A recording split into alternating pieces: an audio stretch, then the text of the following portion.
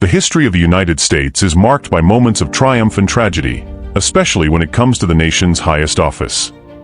Presidential assassinations and assassination attempts have shaped American history, leaving indelible marks on the national psyche.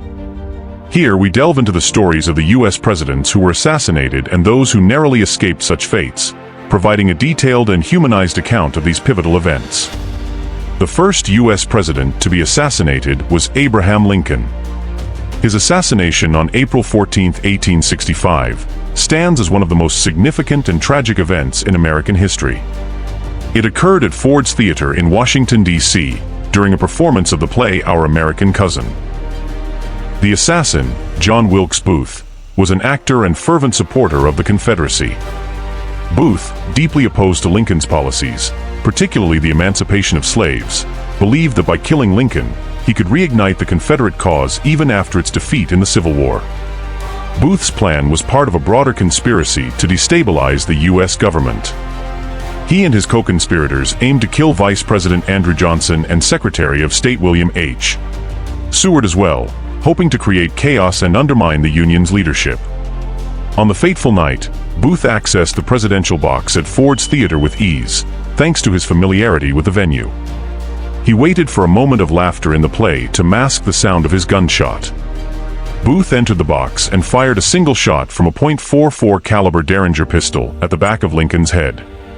The bullet entered Lincoln's skull and lodged behind his right eye.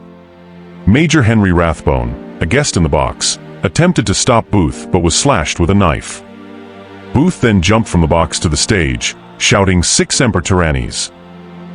Thus always to tyrants, the state motto of Virginia. Despite breaking his leg during the leap, Booth managed to escape on horseback. Lincoln was carried across the street to the Peterson House, where doctors tried in vain to save him. He succumbed to his injuries at 7:22 a.m. on April 15, 1865. The nation was plunged into mourning. Booth was eventually cornered in a barn in Virginia and was shot and killed on April 26, 1865. The other conspirators were quickly captured and several were executed for their roles in the plot. The assassination had profound implications for the United States. Coming at a pivotal moment when the nation was beginning the process of Reconstruction, Lincoln's death altered the course of this process. His successor, Andrew Johnson, took a more lenient approach toward the South, affecting the trajectory of civil rights and race relations in the country for decades to come. The assassination of Abraham Lincoln marked a defining moment in American history. It highlighted the deep divisions within the country and the challenges of healing a nation torn apart by civil war. Lincoln's legacy as a leader who fought to preserve the Union and end slavery remains enduring. His assassination not only marked the loss of a president, but also the loss of a visionary leader whose principles continue to influence the United States to this day. The second U.S. president to be assassinated was James A. Garfield. His tragic and untimely death profoundly impacted the nation and highlighted significant issues in the medical and political systems of the time. On July 2, 1881, Garfield was at the Baltimore and Potomac Railroad Station in Washington, D.C., preparing to embark on a vacation with his family. As he walked through the station, he was approached by Charles J. Guiteau, a man who had been relentlessly seeking a political appointment from Garfield's administration. Guiteau, frustrated and embittered by repeated rejections, saw this as his moment of action. Guiteau fired 2 shots at Garfield, one grazing his arm and the other lodging in his back. The president collapsed to the floor, and chaos ensued as bystanders and officials rushed to his aid. Garfield was transported to the White House, where doctors attempted to locate and remove the bullet. Unfortunately, the medical practices of the time were rudimentary and unsanitary by today's standards. The repeated probing of Garfield's wound with unsterilized instruments and fingers led to severe infections. Despite the initial hope for his recovery, Garfield's condition deteriorated over the following weeks. He endured immense suffering as abscesses formed throughout his body, and the infection spread. Doctors were unable to locate the bullet, and their attempts only worsened his state. During this period, the nation watched and waited, deeply concerned for their president's well-being. Garfield's prolonged illness and eventual death on September 19, 1881, after 79 days of suffering, revealed the dire need for advancements in medical science and practices. His assassination underscored the importance of sterile procedures and the development of better surgical techniques, which would come in later years. Charles J. Guiteau, the assassin, was a complex figure. He was a lawyer and a preacher who believed he had played a significant role in Garfield's election victory, despite having done little more than distributing a few speeches. Guiteau expected a diplomatic appointment as a reward and was infuriated when his requests were ignored. He perceived his actions as justified and believed that by removing Garfield, he was acting in the best interest of the country. His trial was one of the first high-profile cases to raise questions about mental illness and its implications for criminal responsibility. Guiteau's erratic behavior and delusions were evident throughout the trial, but he was ultimately found guilty and executed by hanging on June 30, 1882. Garfield's assassination had a lasting impact on the nation. It led to a greater emphasis on civil service reform, culminating in the Pendleton Civil Service Reform Act of 1883, which aimed to curb the patronage system that had contributed to Guiteau's discontent. Garfield's death also highlighted the critical need for advancements in medical practices, particularly regarding the importance of sterilization and the treatment of gunshot wounds. The assassination of James A. Garfield was a tragic event that exposed significant flaws in both the political and medical systems of the time. Garfield's suffering and eventual death underscored the urgent need for medical reform, while Guiteau's actions highlighted the dangers of the patronage system. The nation mourned the loss of a president who had shown great promise and whose death prompted essential changes that would shape the future of American politics and medicine. The third U.S. president to be assassinated was William McKinley, a tragedy that unfolded at the height of his political career and left an indelible mark on the nation. On September 6, 1901, President McKinley was attending the Pan American Exposition in Buffalo, New York, a World's Fair meant to celebrate the achievements of the Western Hemisphere. The exposition was a grand event showcasing advancements in technology, culture, and international cooperation. As part of his visit, McKinley was scheduled to meet the public in the Temple of Music, an ornate concert hall on the exposition grounds. Among the crowd that day was Leon Czolgosz, an avowed anarchist who had been deeply influenced by the radical ideologies of the time. Czolgosz believed that the elimination of leaders who represented oppressive systems was necessary to achieve social change. Motivated by his anarchist beliefs and a desire to strike at the symbols of power, he saw McKinley as a representative of the capitalist system he despised. Concealing a revolver in a handkerchief, Czolgosz approached McKinley as he greeted attendees. When he reached the president, he extended his bandaged hand as if to shake McKinley's. As the president offered his hand in return, Czolgosz fired 2 shots at close range, hitting McKinley in the abdomen. The immediate aftermath was chaotic. McKinley, though gravely wounded, urged his security detail to be gentle with his assailant, displaying a remarkable composure and concern for others even in his critical state. He was quickly transported to a nearby hospital on the exposition grounds, where a team of doctors worked to save his life. Initially, there was hope for his recovery as the president seemed to rally after surgery. However, medical practices of the time were not advanced enough to deal effectively with such injuries. Despite the initial optimism, McKinley's condition worsened as gangrene set in, a common and often fatal complication of abdominal gunshot wounds in the pre-antibiotic era. On September 14, 1901, 8 days after the shooting, President William McKinley succumbed to his injuries. His death plunged the nation into mourning and marked a significant moment in American history. McKinley was remembered for his leadership during the Spanish-American War, his efforts to promote economic growth, and his advocacy for a stronger global presence for the United States. The assassination of McKinley underscored the growing tensions and unrest of the early 20th century, a period marked by rapid industrialization, social upheaval, and the rise of radical political movements. Leon Czolgosz, immediately apprehended after the shooting, showed no remorse for his actions. He was quickly tried, found guilty, and sentenced to death. On October 29, 1901, just a month and a half after McKinley's death, Czolgosz was executed in the electric chair. His trial and execution highlighted the nation's swift response to such acts of violence, but also reflected the broader anxieties of the era about anarchism and political radicalism. McKinley's assassination had significant repercussions. It led to increased security measures for public officials and greater awareness of the threats posed by radical political ideologies.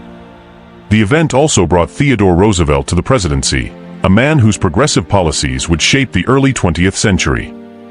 Roosevelt's ascension marked the beginning of a new era in American politics, characterized by a greater emphasis on social reform, environmental conservation, and a more active role in global affairs. The assassination of William McKinley was a pivotal moment in American history. It reflected the broader social and political tensions of the time and highlighted the vulnerabilities of public figures in an era of radical ideologies and social change. McKinley's legacy, cut short by an act of violence, left a lasting impact on the nation, shaping its response to both domestic and international challenges in the years that followed. The fourth and most famous U.S. president to be assassinated was John F. Kennedy. On November 22, 1963, Kennedy's motorcade was making its way through Dealey Plaza in Dallas, Texas, when shots rang out. At approximately 12:30 p.m., the president was fatally shot in the head by LeeHarveyOswald, a former Marine and defector to the Soviet Union. The assassination, captured on film and witnessed by thousands, sent shockwaves through the nation and the world.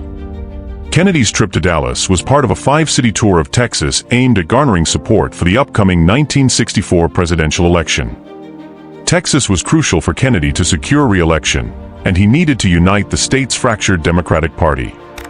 On that fateful day, Kennedy, accompanied by First Lady Jacqueline Kennedy, Texas Governor John Connally, and his wife Nellie, was seated in an open-top limousine, waving to the enthusiastic crowds lining the streets. As the motorcade passed the Texas School Book Depository, shots were fired from a 6th-floor window. The first bullet struck President Kennedy in the back, exiting through his throat. Governor Connally was also hit by another bullet that entered his back, shattered a rib, and exited through his chest, ultimately lodging in his wrist. The fatal shot struck Kennedy in the head, causing catastrophic damage. He was rushed to Parkland Memorial Hospital but was pronounced dead at 1 p.m. LeeHarveyOswald, the alleged assassin, was apprehended just hours later in a Dallas movie theater. Oswald had a controversial background, having defected to the Soviet Union in 1959 before returning to the United States in 1962.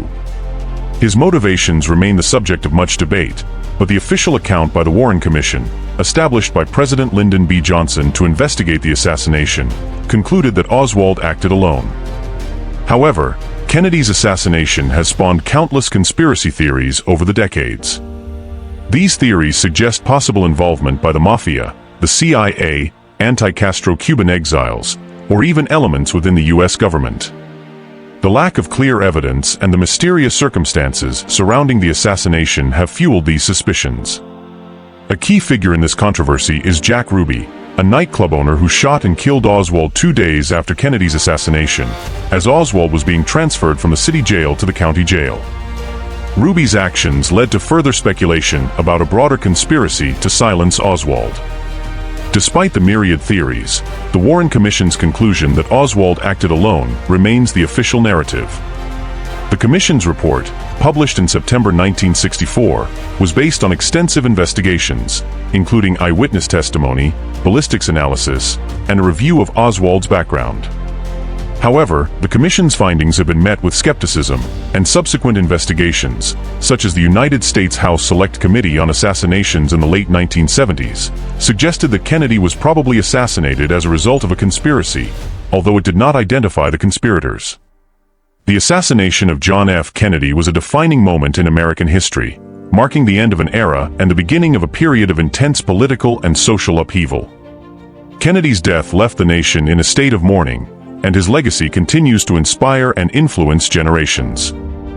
His vision for a new frontier, a term he coined during his campaign to describe his domestic and foreign policy agenda, aimed at addressing social justice, economic inequality, and international peace, remains a significant part of his enduring legacy. The assassination of John F. Kennedy remains one of the most impactful and controversial events in American history. While the official account holds that LeeHarveyOswald acted alone, the myriad of conspiracy theories and unanswered questions continue to captivate the public imagination. Kennedy's legacy, defined by his charismatic leadership, vision for a better America, and tragic death, endures as a symbol of both the potential and the vulnerabilities of the American presidency. Presidents who escaped assassination attempts. Andrew Jackson was the first sitting U.S. president to survive an assassination attempt. On January 30, 1835, Richard Lawrence attempted to shoot Jackson with 2 pistols, both of which misfired. Jackson, known for his fiery temper, attacked Lawrence with his cane. Lawrence, who believed he was the rightful heir to the British throne, was deemed insane. Theodore Roosevelt, though not a sitting president at the time, survived an assassination attempt on October 14, 1912, while campaigning in Milwaukee, Wisconsin. John Schrank, a saloon keeper who believed Roosevelt's bid for a 3rd term was a threat to democracy, shot him in the chest. The bullet was slowed by a metal glasses case and a thick speech manuscript in Roosevelt's pocket, allowing him to deliver his speech before seeking medical attention. Franklin D. Roosevelt faced an assassination attempt on February 15, 1933, just before taking office. Giuseppe Zangara, an anarchist, fired shots at Roosevelt in Miami, Florida. Though Roosevelt was unharmed, Chicago Mayor Anton Cermak was killed. Zangara claimed his actions were driven by his hatred of all leaders and his belief that they were the cause of his economic suffering. Harry S. Truman narrowly escaped assassination on November 1, 1950, when 2 Puerto Rican nationalists, Oscar Collazo and Griselio Torrezola, attempted to kill him at the Blair House in Washington, D.C. The attackers sought to draw attention to Puerto Rico's independence movement. Truman, who was napping at the time, was unharmed, but a White House police officer was killed in the confrontation. Gerald Ford survived 2 assassination attempts within 17 days in September 1975. The first was by Lynette Squeaky Fromm, a follower of Charles Manson, who pointed a gun at Ford in Sacramento, California, but failed to fire. The second was by Sarah Jane Moore, who fired a shot at Ford in San Francisco but missed. Both women were motivated by their extremist beliefs and desire for notoriety. Ronald Reagan was seriously wounded in an assassination attempt on March 30, 1981. John Hinckley Jr., driven by an obsession with actress Jodie Foster, shot Reagan outside the Washington Hilton Hotel. Reagan was hit by a ricocheted bullet that lodged near his heart, but he made a full recovery. The incident raised questions about security measures and led to significant changes in presidential protection. Donald Trump, the 45th President of the United States, has been involved in security incidents before, during, and after his time in office, including assassination threats and attempts. The first known attempt occurred before Trump was the official Republican nominee at a campaign rally during the 2016 presidential election. The latest incident was an attempt to assassinate Trump at a campaign rally during the 2024 presidential election. On June 18, 2016, Trump was giving a speech at the Treasure Island Hotel and Casino in Las Vegas, Nevada, as part of his presidential campaign. During the speech, Michael Stephen Sanford, a 20-year-old British man, attempted to grab a Las Vegas Metropolitan Police officer's pistol. The officer quickly subdued Sanford, who was arrested and handed over to the United States Secret Service, where he expressed his desire to murder Trump. Sanford was sentenced to 12 months and 1 day's imprisonment, along with being fined $200. After becoming eligible for early release, Sanford was released and deported to the United Kingdom in May 2017. On November 5, 2016, 3 days before the presidential election, Trump was speaking at a rally in Reno, Nevada, when a man in the crowd screamed "Gun." This caused Trump to be rushed off stage by security, and the man was tackled by surrounding members of the crowd. The man, identified as 33-year-old Austin Daniel Kreitz, was subdued by Secret Service agents and searched, only to find that he was unarmed. Kreitz, a Republican who opposed Trump, was holding up a sign shortly before that stated "Republicans against Trump." Kreitz stated others attempted to grab the sign and were booing him. After the scene was cleared and identified as safe, Trump returned to the stage minutes later and finished the speech without incident. On September 6, 2017, in Mandan, North Dakota, Gregory Lee Leangang stole a forklift from an oil refinery and attempted to drive it toward the presidential motorcade while Trump was visiting to rally public support. After the forklift became jammed within the refinery, he fled on foot and was arrested by the pursuing police. While interviewed in detention, Lean Gang admitted his intent to murder the president by flipping the presidential limousine with the stolen forklift, to the surprise of authorities, who suspected he was merely thieving the vehicle for personal use. Lean Gang pleaded guilty to the attempted attack, stealing the forklift, related charges, and several other unrelated crimes on the same day. Consequently, he was sentenced to 20 years in prison. His defense attorney noted a serious psychiatric crisis. On October 1, 2018, an envelope laced with ricin was sent to Trump before being discovered by mailing facilities. Several other letters were sent to the Pentagon, all of them labeled on the front with Jack and the missile bean stock powder.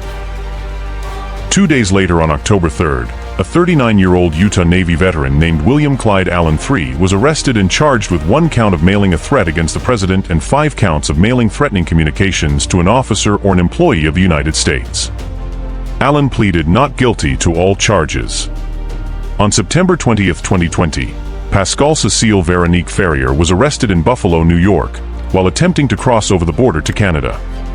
Ferrier, who is Canadian, wrote in a ricin-laced letter to Trump that he should drop out of the ongoing 2020 presidential election, along with calling him an ugly tyrant clown. She is charged with 8 counts each of prohibitions with respect to biological weapons and making threats via interstate commerce, and faces up to life in prison. On August 17, 2023, a U.S. court sentenced Ferrier to nearly 22 years in prison for sending a letter containing lethal ricin to then-President Donald Trump.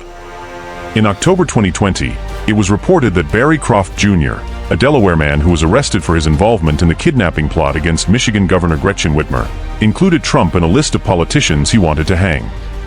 In December 2022, Croft was sentenced to 19 years in prison. On July 13, 2024, a 20-year-old man named Thomas Matthew Crooks fired shots into a Trump rally from an elevated position outside the venue while Trump was giving a speech near Butler, Pennsylvania. Trump was injured and was bleeding from his right ear after the shooting. Crooks, as well as a rally attendee, were killed, while another 2 were left injured. The stories of U.S. presidents who were assassinated and those who survived attempts on their lives are a testament to the dangers inherent in the highest office of the land. These events have not only shaped the course of American history, but also underscore the resilience and vulnerability of those who lead. Each assassination and attempt reflects the turbulent times and the intense political and social pressures of their respective eras. As we remember these moments, we also recognize the enduring strength of the American democracy and the individuals who have risked everything to serve their country.